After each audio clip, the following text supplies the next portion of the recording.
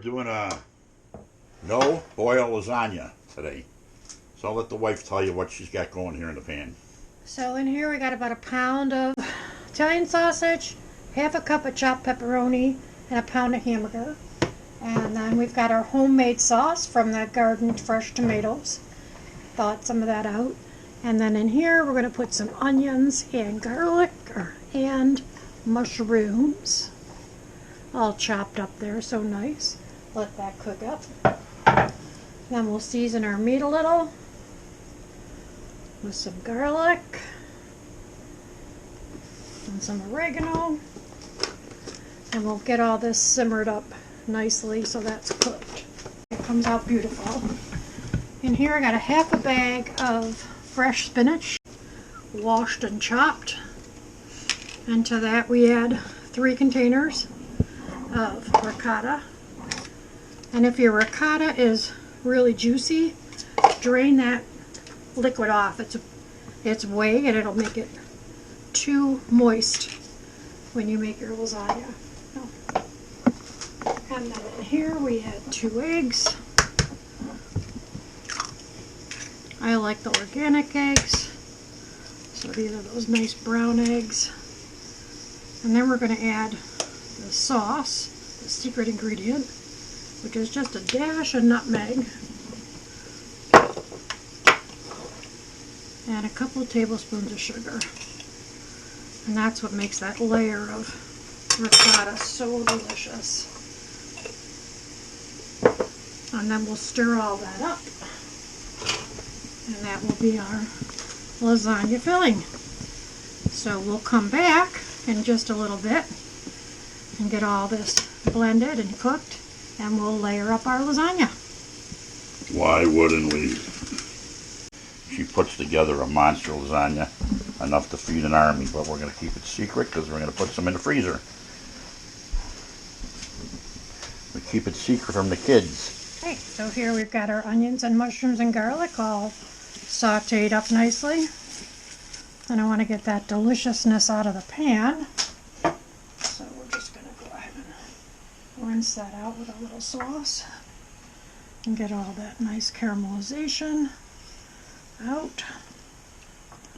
That adds just that little bit adds such a nice flavor. And then this sauce is cold, so we're just going to add a couple scoops, and we use this meat in our layering. And all those seasonings, spices all come together.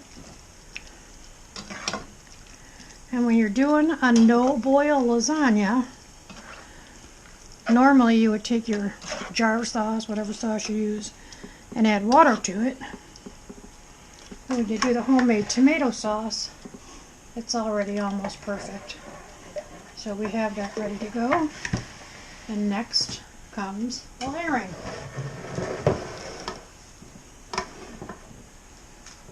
So put in. Important. You gotta put a layer of meat and sauce on the bottom of the pan to start with. And the reason you're doing this is because you want to keep your noodles floating. Otherwise they stick to the bottom and just become hard rocks on the bottom of the pan and you can't get them off. So just enough to cover the bottom of the pan. Then you take your dry noodle, I'm going to do 3 of them, and these 3 dried noodles, I'm just going to wet them under hot water.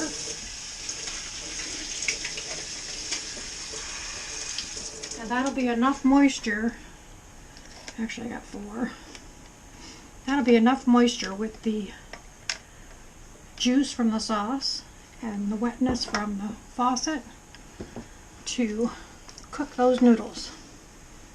Then we do half of this cheese mixture that we made with the ricotta, spinach, sugar, and nutmeg. Spread that out. The noodles will extend themselves to the end of the pan, so we don't have to worry about adding more noodle. These are going to double in size.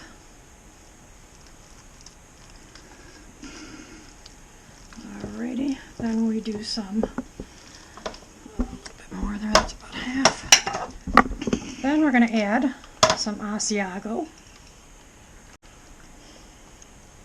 I like the flavor of the Asiago. It's strong, so you only use a little bit. And then some mozzarella.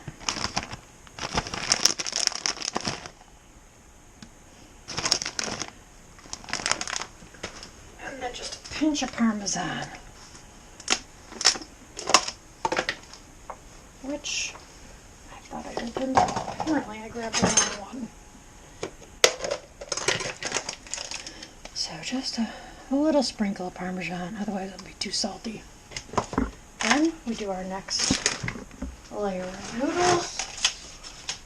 Slide them under the water. Layer the other way or no? Nope, they go this way.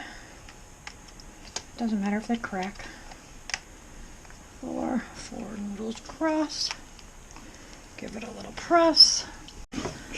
Nice layer of meat.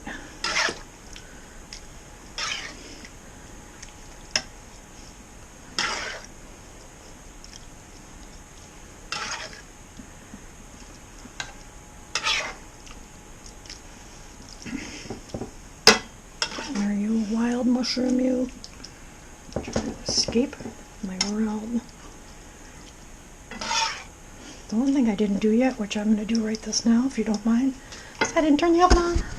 Okay, we did another layer of the noodles, dampened under the faucet. And then we do the rest of the ricotta.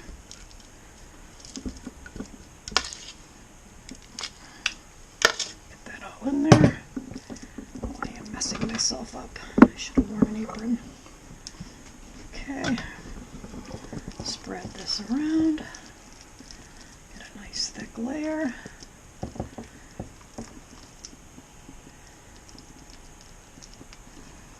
We add our Asiago.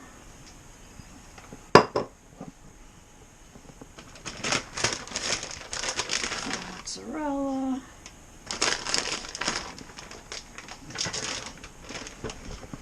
Parmesan. More noodles. There's always more noodles than you need. So sometimes I'll just save them till the next time.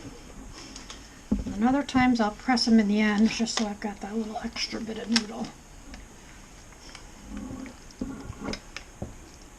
Then we put the last of the meat on top. We let that nice juicy sauce go in there. And that's it. She goes into the oven after she gets all cheese. Yep. Then nail it with some mozzarella cheese on top of this puppy. Well, first we put in a couple scoops of sauce. Now this is your moisture that's going to cook your noodles. And if you go too deep in your pan, you will have a stove full of sauce. So that's about a quart of delicious sauce. Then the cheese.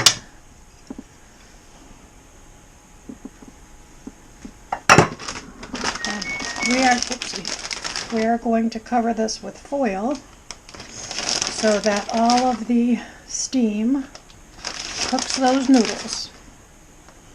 It'll take about 2 hours, 325, and when we pull it out, it'll be perfect. And there you have it, how to put together your lasagna. Pull the lasagna out. She's a red hot. She's a red hot. Can't wait to dig into this. We're going to let it sit for an hour or so, let it cool down. It's always better when it cools down. Why wetting it?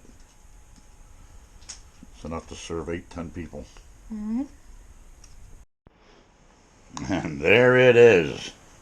Out of the oven. One big piece of homemade lasagna. I actually like it the day after. Sometimes it tastes even better. I think I'm going to drop my knife. I'm trying to show the layers of the lasagna and the cheese and mushrooms and stuff in there. So it's a good tasting thing. We love it here at the vineyard, so I get some butter. Let's get this in me. It's been a long enough video, so probably already steamed up the camera lens like I normally do. Why wouldn't I? So, whoop, there goes the knife. It's going to fall. I can see it. So, yeah. Time to eat. Cut.